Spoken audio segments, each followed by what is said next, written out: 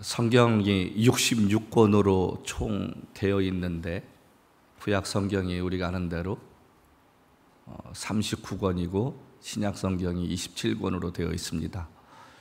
자, 그런데 성경이 우리에게 두 사람을 이렇게 비교해서 말해주고 있는 부분이 있습니다. 구약에는 다윗이란 사람을, 신약에는 가룟 유다라는 사람을 우리에게 이렇게 비교해서 말을 해주고 있습니다.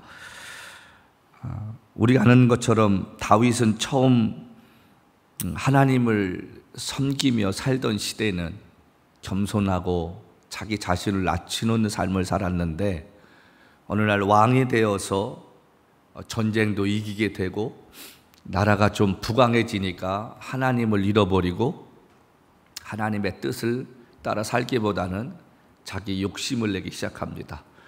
그래서 다윗의 그 인생 가운데 두 번의 큰 실수를 하는데, 한 번이 밧세바의 그 우리아의 아내인 밧세바하고 동침을 하고 나중에는 자신의 아내로 만드는 그 사건이 있었고요. 두 번째는 하나님께서 인구조사를 하지 말라고 하는데 기어이 고집피고 인구조사를 합니다.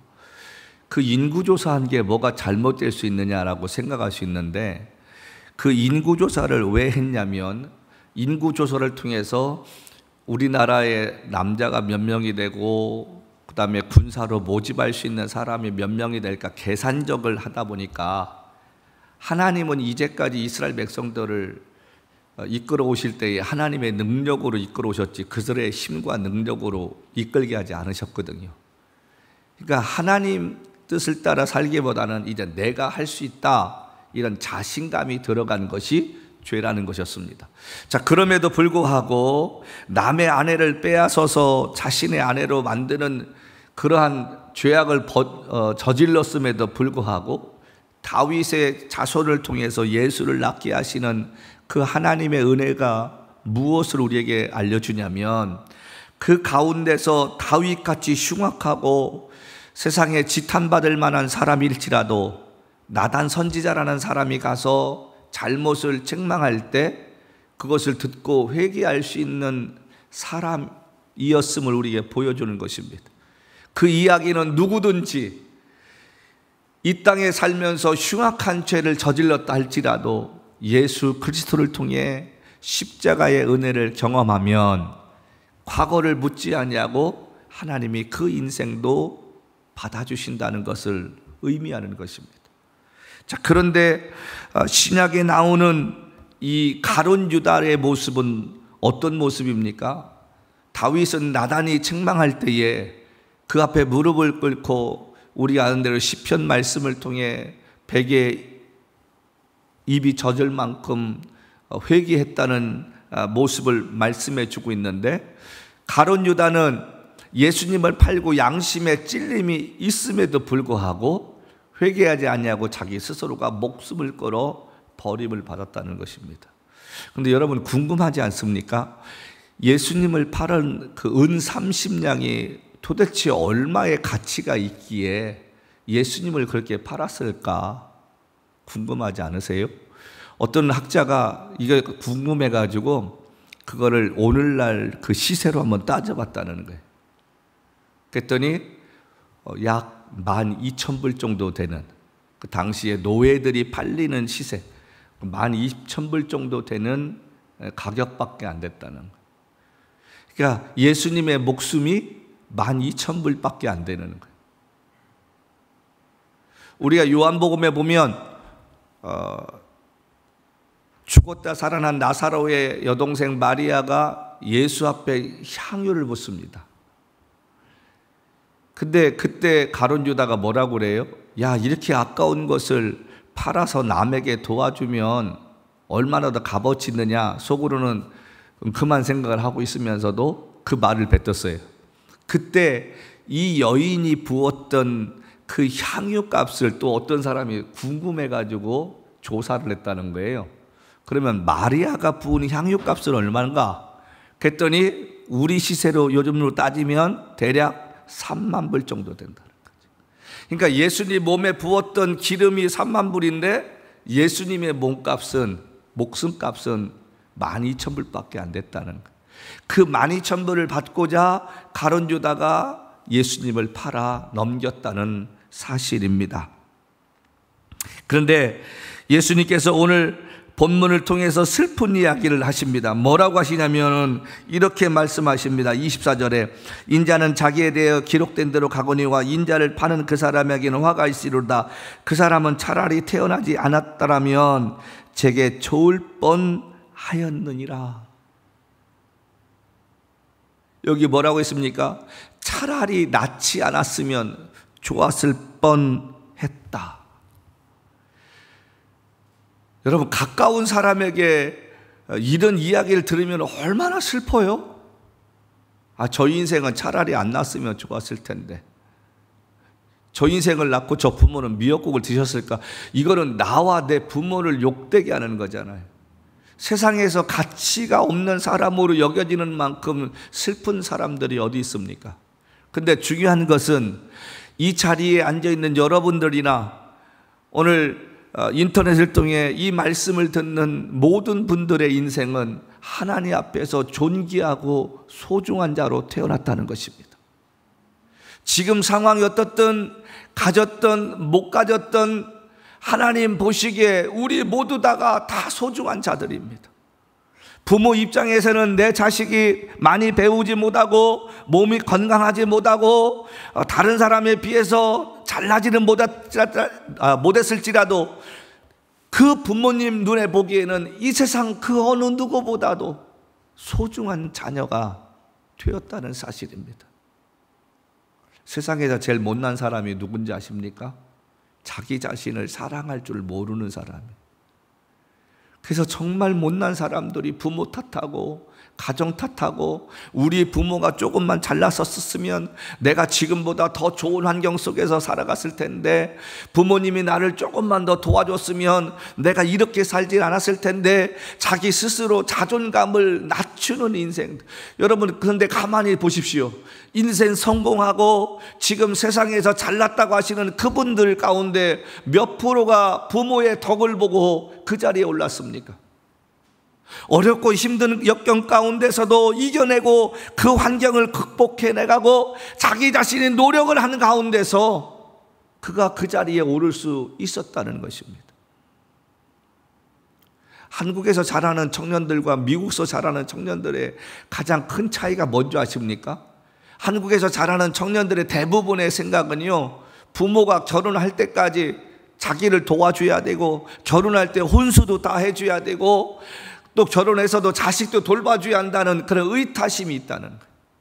근데 미국에서 자란 아이들을 가만히 보면 독립심들이 강합니다.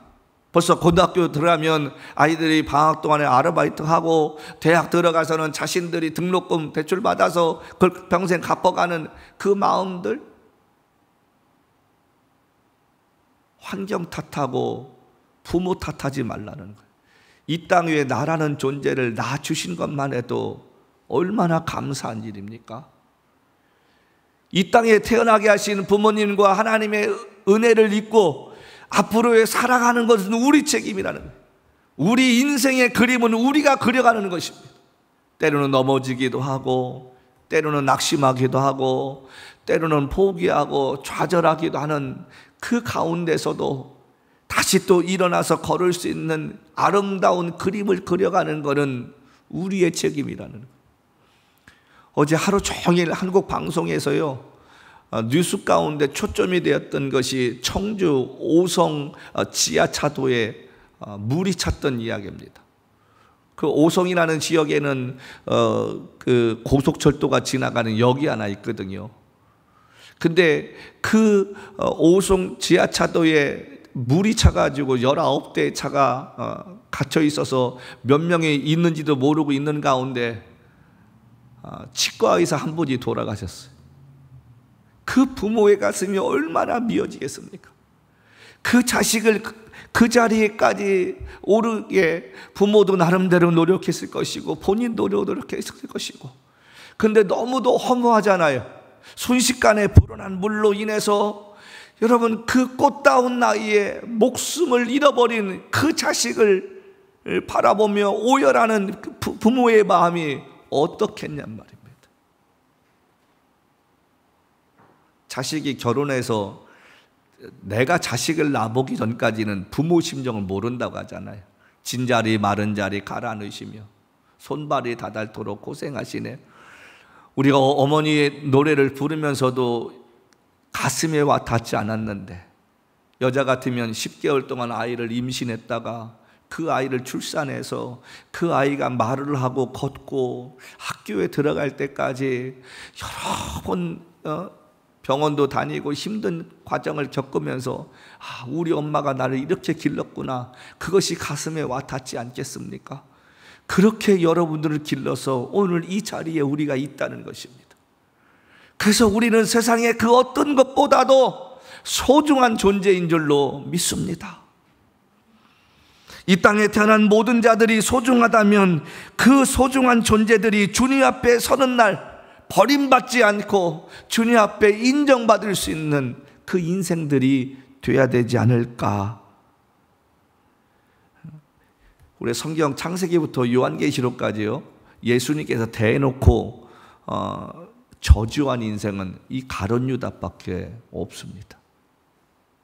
유다라는 것이 하나님을 찬양하라는 뜻인데, 그 이름을 갖고 태어난 인생이 자기 스스로를 목숨을 끊는 것으로 끝나는 것이 아니라 주님 오시는 그날까지 모든 믿는 자들의 입을 통해서 저주의 말을 듣게 되는 그 안타까운 현실이 오늘 본문에 우리에게 이야기해주고 있다는 것입니다.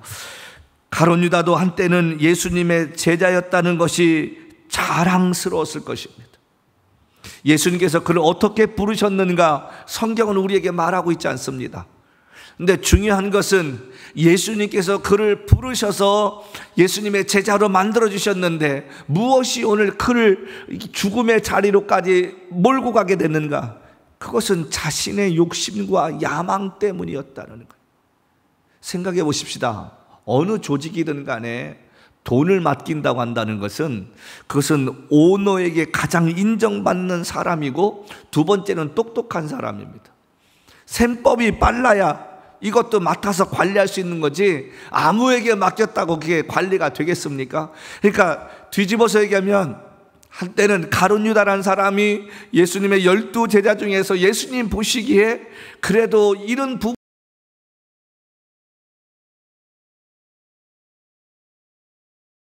부분에 대해서는 신뢰할 만하니까 전적으로 그에게 위탁하셨던 거예요. 근데 참 묘하죠. 사람이 돈을 만지면요, 마음이 변합니다. 가난했던 사람이 살 때는 넉넉하고 조그만 것이든 나누려고 했는데, 그 사람에게 물질이 많아지기 시작하면 자신도 모르게 변질됩니다. 안 그럴 것 같은데 돈이라는 것이 사람을 치사하게도 만들고요, 돈이라는 것이 사람으로 하여금 너무도 당당하게 만들 수도 있다는 사실입니다. 근데 가룟 유다는 한때는 그렇게 예수님 옆에서 신실하게 돈을 맡으며 살았는데, 예수님이 가는 곳마다 기적을 일으키시고 많은 사람들에게 열광적인 그러한 지지를 받다 보니까 자신도 모르게 꿈을 꾸기 시작하는 거예요. 무슨 꿈을 꿨습니까? 이 예수께서 언젠가 로마의 속국에서부터 우리 조국을 해방시키는 날 나도 한 자리 차지하겠지, 그런 헛된 꿈을 꾸었다는 사실입니다. 똑같이 예수를 믿어도 어떤 사람은 하나님의 영광을 위해 살려고 애쓰는 사람이 있는가 하면, 어떤 사람은 자신의 유익을 위해서 교회 나오시는 분이 있다는 거예요. 인맥을 넓혀가려고 하고, 또 사업상 아니면 다른 일 때문에 사람들의 도움을 얻으려고 오시는 분들도 있다는 것입니다. 복음서를 통해 가룟 유다가 하나님 말씀을 사모했다거나 믿음으로 살려고 애를 썼다는 이야기 들어보지 못했습니다. 예수님 앞에 영적인 것을 물어보거나 그 영적인 것에 궁금해했다는 이야기 기록되어 있지 않습니다.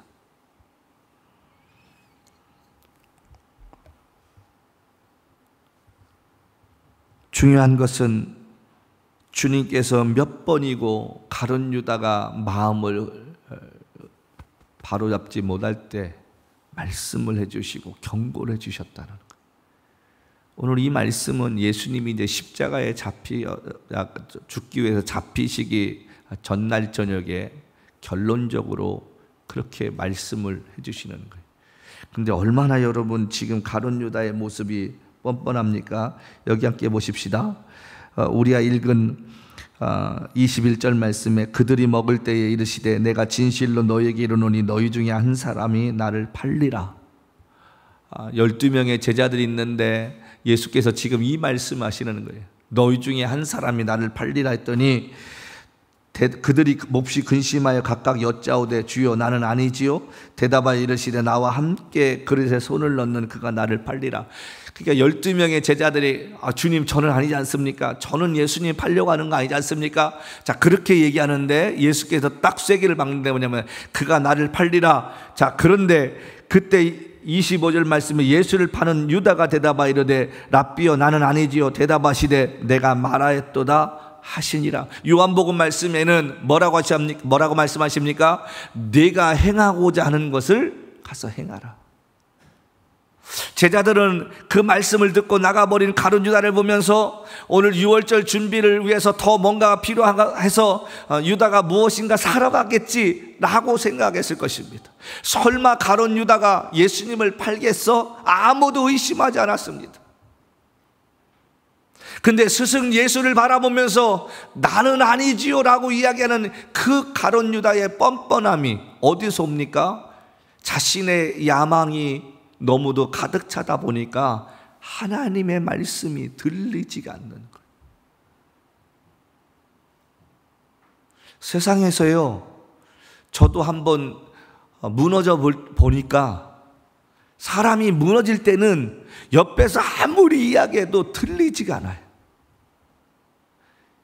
그 이야기가 들리지 않고 내가 그냥 해야 할 일 그것만 보이는 거예요. 한국에 저랑 알고 지내시는 분이 보이스피싱으로 꽤 큰 돈을 날렸습니다. 어떻게 보면 일반인이 평생 벌어도 벌을 수 없는 돈이었었어요. 근데 제가 나중에 물어봤어요. 아니 그거 한 번 정도 나한테 물어보면 어디가 덧나냐고. 왜냐하면 미국에 있는 어떤 정유회사에 투자하면 큰 돈을 번다고 해서 200만 원 넣고 300만 원 넣고 했는데 200만 원 넣었더니 갑자기 통장에 260만 원이 돌아오고 하니까 막 이분이 막 업이 돼가지고 돈이 들어오는 것처럼 보이는 거예요. 그래서 큰 돈을 날리셨어요. 복구할 수 없을 만큼의 액수입니다. 그래서 물어봤더니 그분이 뭐라고 하시냐면 목사님 신기하더라고요. 그냥 자기가 아는 사람이 그 밴드라는 그 앱에 떠가지고 얘기하길래 그분 믿고 넣었다는 거예요. 그분한테 확인 전화 한번 했으면 되는데 확인 전화고 할 필요도 없이 돈을 넣으면 바로 돈이 막 3배로 뛰니까 이분이 그냥 헷가닥 하셔가지고 이걸 남이 알면 큰일 날까봐 그냥 일단은 벌고서 나중에 얘기하자 그렇게 해놓고 그 큰 돈을 다 날리신 거예요. 근데 문제는 뭐냐면은 사람들의 얘기 뭐 보이스피싱 사기당한다 이런 얘기가 들리지 않고 오직 자기 눈에는 그냥 숫자만 보이더라는 거예요. 그래서 모든 걸 잃고 나니까 허탈해지는 거예요. 생각해 보십시다. 예수님이 말씀 한마디로 죽은 자 살리시고 예수님이 바다 위를 걸어오시는 것을 보았던 가룟 유다, 보리떡 5개와 물고기 5마리로 물고기 2마리로 10,000명이 넘는 사람들을 먹이시는 기적을 보았는데도 불구하고 오직 이 사람에게는 자신이 그려놓는 야망의 그 한 자리를 예수 통해서 얻고자 했다는 사실입니다. 3년 동안 예수님을 따라다니면서 변화된 것이 아니라는 것입니다. 교회를 다녀도요, 예수님 말씀을 우리가 바로 들으려고 안 하고 그 말씀 따라 살려고 안 하면 내가 변하지 않습니다. 그래서 제가 하는 말이 있습니다. 예수 믿으면서 가장 놀라운 기적이 뭔지 아십니까? 망했던 사람이 다시 일어나고 병들었던 사람이 다시 건강을 회복하고 죽었던 사람이 살아나는 것, 그게 기적이 아닌 거예요. 예수를 믿었는데 5년 지나고 10년 지나도 처음 믿을 때와 똑같이 변화되지 않은 그 사람이 기적이라는 거예요. 그렇게 찬양을 듣고 말씀을 듣고 성도들과 교제하는 가운데서 내가 이렇게 하나님을 만났습니다 라고 이야기를 들었는데도 불구하고 내가 전혀 변화되지 않은 사람, 이게 기적 아니겠습니까? 가룟 유다가 바로 그런 사람이었다는 거예요. 예수께서 지금 말씀하십니다. 예수를 파는 유다가 대답하 이르되 랍비요 나는 아니지요. 대답하시되 내가 말하였도다. 네가 말하였도다라고 주님께서 그렇게 직선적으로 얘기해도 주님 잘못했습니다. 제가 잠시 헷갈하겠습니다. 들어 앉으셔도 돼요. 앉으셔도 돼요. 예수께서 말씀하실 때 그 말이 이 사람의 눈에는, 귀에는 들리지가 않는 거예요. 하나님의 말씀이 여러분의 귀에 들리십니까? 오늘 이 말씀을 들으시면서 여러분은 들려지시나요? 우리가 예수님을 서운하게 하고 예수님의 마음을 아프게 하는 거, 여러분, 나는 아니지요, 나는 그런 사람 아니지요, 장담하지 못한다는 거예요. 왜 장담하지 못합니까? 내가 어느 순간에 하나님의 말씀이 내 귀에 들려지지 않으면 내가 세상 사람과 전혀 다를 것이 없다는 사실입니다. 그래서 우리가 늘 기도해야 할 게 뭡니까? 물질을 달라고, 건강을 달라고, 아니요, 하나님의 말씀이 들려지기를 기도하는 저와 여러분이 되었으면 좋겠습니다. 하나님의 말씀이 들려질 때에 그 말씀이 들려지면 그 말씀 따라 내가 회개하기도 하고 그 말씀 따라 내가 변화될 수 있기 때문인 줄로 믿습니다. 가룟 유다 앞에 예수님이 지금 말씀하시잖아요. 네가 그사, 네가 말하였도다. 그래도 깨닫지 못하는 거예요. 얼마나 강팍합니까? 얼마나 강팍하면 하나님께서 말씀을 하시는데도 지금 이 사람이 들리지가 않아요. 같은 장소에서 예배를 드려도 어떤 이는 예배에 집중하는가 하면 어떤 사람은 다른 생각을 하며 삽니다. 어떤 사람은 집중해서 하나님 말씀을 통해 내가 은혜 받고 변화되고 돌아가야지 라고 생각하는데, 어떤 사람은 말씀을 들어도 그 말씀이 나와 관계없다라고 생각하시는 그런 분들이 있다는 거예요.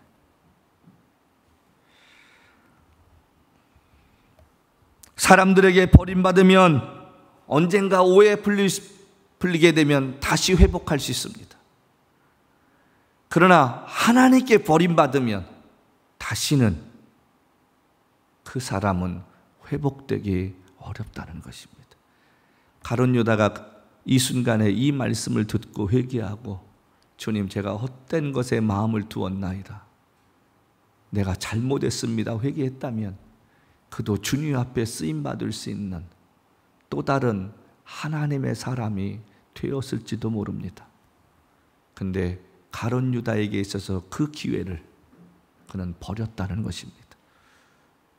똑같은 제자였던 베드로 역시 주님을 부인하고 도망갔지만 그는 어떤 삶을 살았습니까?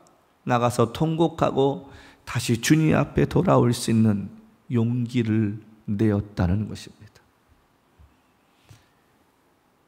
베드로가 통곡을 하기 전에 뭐라고 성경은 고백합니까? 닭이 2번 울 때 3번 나를 부인하리라고 하시는 그 말씀이 생각나서 베드로가 나가 통곡했다라고 성경은 우리에게 말씀해 주었다는 거예요.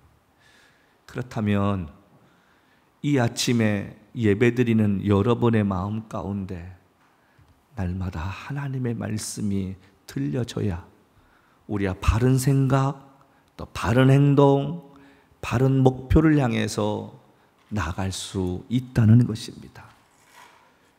여러분의 귀에, 여러분의 가슴에 하나님의 말씀이 들려질 수 있는 은혜가 있기를 주님의 이름으로 축복합니다.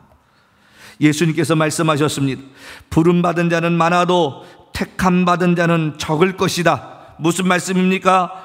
예수님 앞에 나와서 예배드린다 하고 예수 믿는다고 한다 할지라도 결단하고 자기 관리하지 못하는 사람은 주님 앞에 택함받지 못하고 예수를 믿는 것으로 끝난다는 것입니다. 우리가 예수를 믿는 것으로 끝나는 것이 아니라 예수님처럼 살려고 애쓰는 삶의 자리까지 올라가는 사람들이 되어야 되지 않겠습니까? 잠언 말씀 보면 무릇 성을 빼앗는 자보다 자기 마음을 지키는 자가 복이 있다고 말씀하고 있습니다. 저와 여러분 예수 믿었다면 그 믿은 예수를 끝까지 붙잡고 우리 생명 다하는 그날까지 주님과 동행할 수 있기를 기도하는 저와 여러분 되었으면 좋겠습니다. 예수 앞에 태어나지 않았다면 좋았을 뻔했다 하는 인생이 아니라 예수님 앞에 우리가 사도행전 말씀처럼 다윗을 향하여 뭐라고 말씀합니까? 내가 이새의 아들 다윗을 만나니 내 마음에 합한 사람이라. 우리 모두가 주님의 마음에 들 수 있는 사람으로 살아가는 복된 삶이 되어졌으면 좋겠습니다. 그래서 주님 앞에 서는 날 저와 여러분의 이 땅의 삶의 수고와 애씀이 기억되어지고 칭찬받을 수 있는 복 있는 자의 삶이 되어지시기를 주님의 이름으로 간절히 축복합니다.